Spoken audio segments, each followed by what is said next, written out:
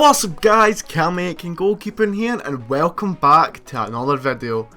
As you saw by the thumbnail and title, this one is on the best goalkeeping equipment that you can get. Best value for money, best kit to use and the best ones for you to use to improve. So as you can see, we start off with some footballs. Obviously you need footballs to be a goalkeeper. Some other examples is a skipping rope. That's very good to get some agility and good muscles in your legs. We've got some hurdles there. We've got two different sizes. We've got a 6-inch and we have got a 12-inch set of hurdles.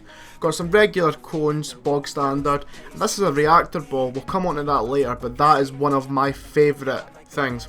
Then we've got some agility poles. These are good for numerous different things. Again, we'll get onto different drills with these later. Next, we've got a rebound net or a crazy catch. We've got a double-sided one, but any will work. So to start off with, we're going to look at the crazy catch. And as you can see here, all I'm doing is I've got the crazy catch set up in front of me, and I'm throwing the ball off of it. How easy is that? I mean, all I need to do is throw a ball and catch it, and I'm working on my handling, I'm working on my feet work, I'm working on my positioning, and then I can also work on my reactions as well if I was to flip it round. But unfortunately, for us goalkeepers, this is the most expensive item on the list. It's around £90 to £100 for the double-sided one.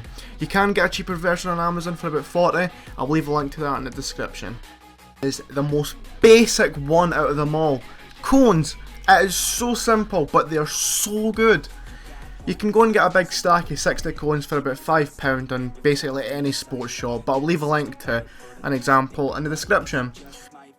As you can see, all I've done is set 5 or 6 cones up in a line, and I'm using my feet to go up the cones, and I'm going in between the cones, making sure that I'm working on my feet work, so I know that my feet are fast and I can rely on getting across the line or across my box when needed. I like to make sure that I work on both sides when I do these feet work drills, just so I'm confident in any single scenario within a game. So this drill that you're seeing here is probably one of the most important ones in my opinion. It's getting the jump right. The amount of keepers that I see not training on their leg power and not being able to get to top corners, it's crazy. So this drill just allows you to get the leap and make sure that your studs are firmly planted in the ground when getting the high jumps. So the good thing about the crazy catch and the cones is the fact is that you can actually combine them together to make a drill. So as you can see here, I've set the cones up in a line exactly the way I did before, but I've got the crazy catch at the end of it. With this one, I like to use a fewer cones just for the fact that I'm doing more within the drill. So I've got 4 cones set up here, and I just use my fast feet again, and then I catch a ball at the end using the crazy catch. This one works on so many different aspects of goalkeeping because I've got handling, I've got feet work, I've got positioning, I've got so many. So on to next, we can see we've got the agility poles. So basically all I'm doing with this is I've set 4 poles up in a row like the cones, but this time I need to make sure I get my full body through. This just means that I'm not getting lazy, so as you can see I'm going in between each pole. The next one is when you spread them further apart, so you've got more of a distance to actually cover. This drill is absolutely amazing for getting from one side to the goal to the other. It helps improve your speed so much. The amount of times I've had to make a save and then get to the other side of the goals to make the second save is unbelievable, but this drill helps it so much. So, like I said in one of the last clips, the best thing about the crazy catch is the fact you can include it with different equipment. So as you can see here, I've got just random poles set up in front of the goals. I'm using the second side of the crazy catch, which means that the ball will deflect anywhere.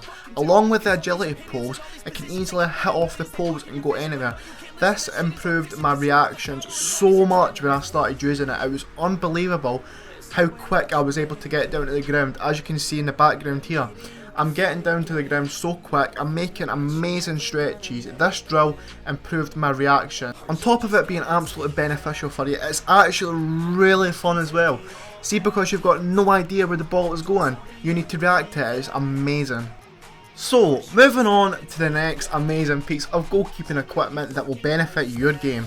It's the hurdles. I've got 6-inch and I've got 9-inch hurdles. I could have got the 12-inch, but I decided the agility poles with a piece of string would be a lot easier and it was more cost effective. So as you can see, I'm just jumping over the hurdles, making sure that I get the right technique when jumping up with my legs together.